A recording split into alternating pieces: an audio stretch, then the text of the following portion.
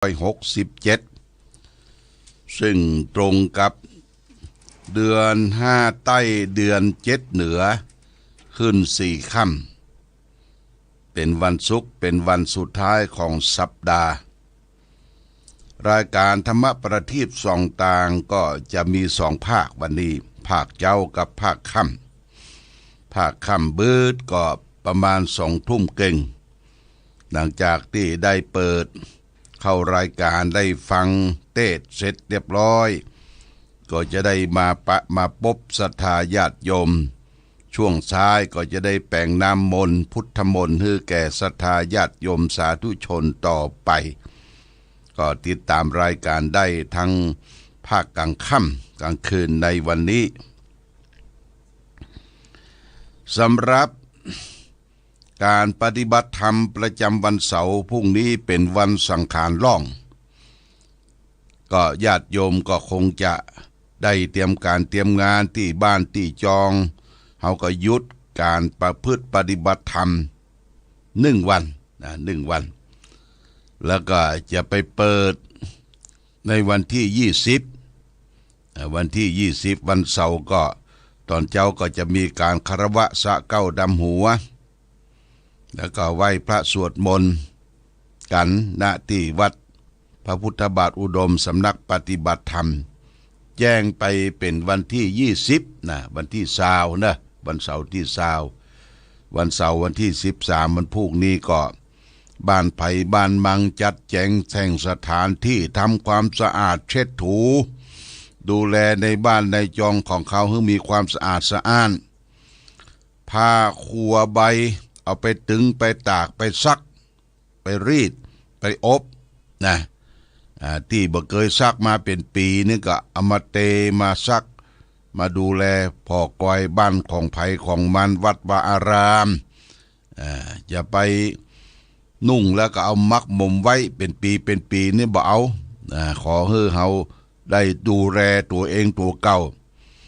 ผ้าครัวที่มันเก่าเนี่ยคะแนนว่ามันสะอาดมันสะอาดจะไปให้มันเหม็นเหม็นตึงเหม็นอึบเหม็นอึบอันนี้สำคัญนะปฏิบัติตนปฏิบัติตัวของภายของมันในวาระโอกาสสงกรานต์สังขารจะล่องวันพรุ่งนี้วันที่13เป็นวันประกาศสงกรานต์ทางราชการทั้งบ้านทั้งเมืองก็เปิ้นประกาศสงกรานต์กันละนะว่าจะมีกันไปถึงวันที่21ที่ส่วนกลางก็อยู่ที่กรุงเทพมหานครตั้งแต่วันที่11ถึง17เปิ้นจะเล่นสงกรานต์กันทางเหนือเฮาก็ที่จังใหม่ขึ้นชื่อหรือนามเปิ้นก็ได้รดน้ำดำหัวแห่องค์พระศรีหิงค์จากวัดพระสิงห์ไปรอบในเขตเทศบาลเราก็ไปร่วมกันแห่องค์พระเป็นสารสืบสารวัฒนธรรมประเพณีอันดีงามไว้แล้วก็เล่นน้ำเล่นท่าก็เอาน้ำอบน้ำหอมใส่สลุงเอาขวดเอาน้ำอบน้ำหอมใส่สลุงแล้วก็มีก๊อกน้อยๆนะก๊อกน้อยๆไปตักไปหดก็จะไปหะใส่กันจะไปหะใส่กันหะใส่หน้าใส่ตาหะใส่ผ้าใส่ครัวแล้วก็ควรที่จะมีน้ำสะอาดเย็นอกเย็นใจชื่นใจในสงกรานต์ปีใหม่สงกรานต์ถือว่าเป็นวันครอบครัวเป็นวันผู้สูงอายุวันผู้สูงอายุนั่นก็คือผู้สูงอายุที่เขาจะยกย่องเทิดทูนได้ไหว้ได้สาได้สักการะบูชาสะเก้าดำหัวป่อดำหัวแม่ดำหัวครูบาอาจารย์นี่เป็นจารีตประเพณีโบราณที่สืบสานกันมาจะไปให้มันฮีดหอยเนี่ยหายไปจางไปนี่ประกาศสงกรานต์และวันพรุ่งนี้เป็นวันสังขารล่องอันที่จริงตามปกติก็จะล่องวันที่14วันติดนะแต่ว่าประกาศสงกรานต์ที่สากลทั่วไปทั่วโลกที่ได้จัดกัน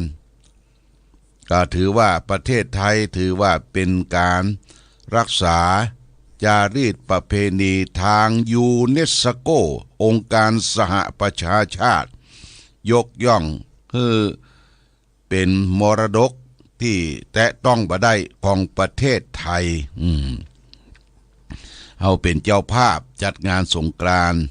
ต่างชาตินานาต่างๆเปิ้นก็จะทะทังลังกันมาแอวจะซื้อเสื้อผ้าที่สวยจดงดงามเป็นผ้าถ้าผู้หญิงก็แต่งชุดไทยถ้าพ่อชายก็แต่งชุดลายชุดเสื้อดำหม้อห้อมอย่างต่างๆเป็นถือว่าเป็นเอกลักษณ์ของล้านนาชาติไทยของเฮาก็ช่วยกันอนุรักษ์รักษาจารีตประเพณีอันดีงามของหมู่เฮาไว้จารีตประเพณีอันดีงามเนี่ยเป็นสิ่งที่สืบสานกันมาตั้งแต่โบราณกาลก็ประกาศสงกรานต์วันที่13เป็นวันสังขารล่องวันที่14เป็นวันเน่าเป็นวันที่15เป็นวันพยาวันคืนวัดกันวันที่15ตาลกัวเข้าขันเข้าแก่พ่ออุ้ยแม่อุ้ยพ่อแม่ญาติพี่น้องเทวบุตรเทวดาเทพาอารักษ์แล้วก็วันที่16เป็นวันปากปีวันปากปีก็นิยมแปลงใจบ้านก็คือที่หอเจ้านายกาที่สี่แยกหนทางสี่แยกหรือในที่บริเวณศาลาวัดตั้งบ้านหมู่3เฮานี่ก็ทำที่ศาลเจ้าเก่าเบิ่งก็ทำมังกรมงคลกันที่หั่นนอกจากนั้นก็ไปดำหัววัดวาอารามวัดเหนือวัดใต้เคยไปมาหาสู่กันลิงลู่ไปแสดงสามิจิกรรมคือคารวะสะเก้าดำหัวร่วมกันแต่ก่อนนี้เปิ้นดำหัววัดนี่เป็นที่สนุกสนานสมัยยุคเตียวตางมีกองมีมองแห่ไปเป็นขบวนมีต้นพึ่งมีต้นดอกเอี้ยงพึ่งนำหน้าขบวนตั้งตู้เจ้าพระสงฆ์สล้นใส่กันปะกันขบวนต่างๆก็เอาน้ำรดหดกันเนี่ยอันนี้และนอกจากนั้นประเพณีอย่างหนึ่งจะไปลืมเสียบ่ได้ก็คือประเพณีโขนทรายเข้าวัดอันนี้จะเกิดขึ้นในวันติดวันที่14วันเนาโขนทรายเข้าวัดนี่ประเดี๋ยวนี้มันก็เปลี่ยนแปลเป็นรูปใหม่ไม่ใช่ว่าจะไปโขนทรายต้าน้ำนาทีที่ไกลจากวัดมันเดินลำบากมันไปมาลำบากบางคนบางท่านก็เป็นโกกะนะโมบ่สะดวกในการจะไปโขนทรายก็เลยมีเจ้าภาพที่จะบูชาทรายจากรถดำที่เปิ้นมีเป็นเจ้าของรถและมีทรายเรียบร้อยเอามาเทเอามาลงใส่เป็นกองเจดีย์ทรายดังที่ได้มีเจ้าภาพได้ประกาศไว้2 วัน 3 วันก็คือแม่สมควรโด่งดังบ้านสวนดอกนายหวนสุทธเสนาบ้านเต่าดินห่วมกัน1 ลำทรายปีใหม่ 1,800 บาทแม่เพ็ญพรชัยเกตนายประดิษฐ์ชัยเกตแม่อำนวยทองชัยบ้านสวนดอกใต้1 ลำ 1,800 บาทป่อสีนวลแม่สมศรีปันไฝบ้านหนองอึ่งใต้1 ลำ 1,800 บาทแล้วก็นั่นจะมีคนหอมพิเศษมีแม่แก้วรุนชัยตระกูลบ้านหนองยาวใต้ได้ห่วมตาลกองเจดีย์ทรายแห่ม200 บาทอนุโมทนาสาธุกับทุกท่านได้ให้ได้หอมกอวรุเจดีย์ทรายเป็นประเพณีสงกรานต์ปีใหม่ขอให้ท่านทั้งหลายจงได้มีความสุขมีความนักแน่นเหมือนกับเม็ดหินเม็ดทรายที่กระจายไปทั่วเนี่ยไผจะมาเหยียบมาย่ำจะใส่เกิบอกเกิบฟองน้ำจะพะเลิดพะทูได้เม็ดหินเม็ดทรายเปิ้นอาทรร้อนใจฮือจิตใจเหมือนกับเม็ดหินเม็ดทรายคือมีความนักแน่นแล้วก็เอาไปทำประโยชน์คือแก่ตังวัดตังวาก่อสร้างห้างแปลงต่อเติมที่หันที่นี่ เป็นที่เรียกว่าบูรณะปฏิสังขรณ์เกิดขึ้นเพราะโดยอาศัยทรายที่เขามีเจตนาได้ทำบุญทำทานร่วมกันนี่จึงขออนุโมทนากับทุกท่านที่ได้ทานทรายกองเจดีย์ทรายในวาระโอกาสขึ้นปีใหม่เมืองของเฮานะปีใหม่เมืองของเฮาภายตั้งใด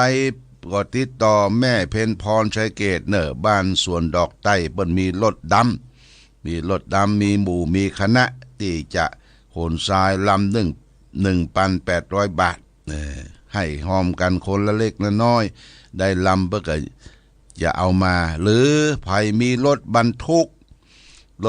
กห้างร้านต่างๆที่ตั้งวัดใจบริการตอนนี้เขาจะตานทรายเนอะตานทรายเอาไปตานที่วัดนัทภูมิหินทรายก็ดีไผ่ก็ดีมีรถมีรางไม่ใช่วัดเดียวไม่ใช่วัดพระพุทธบาทอุดมวัดไหนก็ได้วัดเล็กวัดน้อยโคนทรายเข้าไปเอารถบรรทุกไปใส่แล้วก็เอาไปกองไว้หน้าวิหารหน้าศาลาการประเรียนเพิ่งเคยได้ก่อเป็นกองเจดีย์ทรายเขาก็ได้ทุมบุญทำทานปีหนึ่งได้ตาลทรายตาลน้ำเป็นสิ่งที่เป็นมังคระเป็นมงคลเป็นความจุ่มเย็นเป็นความนักแน่นของชีวิตอันนี้ย่างอันใดก็ตานอันนั้นเขามีอาชีพใดก็ตานอันนั้นนี่ก็เป็นสิ่งที่นำมาประโยชน์สุขคือแก่วัดวาอารามแก่พี่น้อง10 เจ้าบ้านบ่ต้องไปโขนทรายที่ไกลโขนทรายที่เอามากองไว้แล้วก็เป็นกองเจดีย์ทรายต่อไปวันนี้วันที่12มันพูกเป็นวันสังขารล่องวันเสาร์วันพูกวันเสาร์สังขารล่องนี่เขาก็หยุดการปฏิบัติธรรม1 วันวันนี้จะเอาสาระธรรมนำมาฝากคือแก่ศรัทธาสาธุชนญาติโยมท่านทั้งหลายวันนี้เอาสาระธรรมที่เป็นประโยชน์การดำเนินชีวิตเพื่อเฮาและท่านทั้งหลายว่าประโยชน์ที่เราจะได้รับจากสารธรรมวันนี้เอาเรื่องของพหุชนาหิตกถาว่าโดยผู้ก่อความทุกข์ให้แก่ชาวโลกภัยพ่องเป็นคนก่อความทุกข์ให้แก่ชาวโลกอันนี้พระพุทธเจ้าก็บอกไว้ตัดไว้ว่าผู้ก่อความทุกข์ให้แก่ชาวโลกเนี่ยเราก็จะต้องศึกษาร่ำเรียนรู้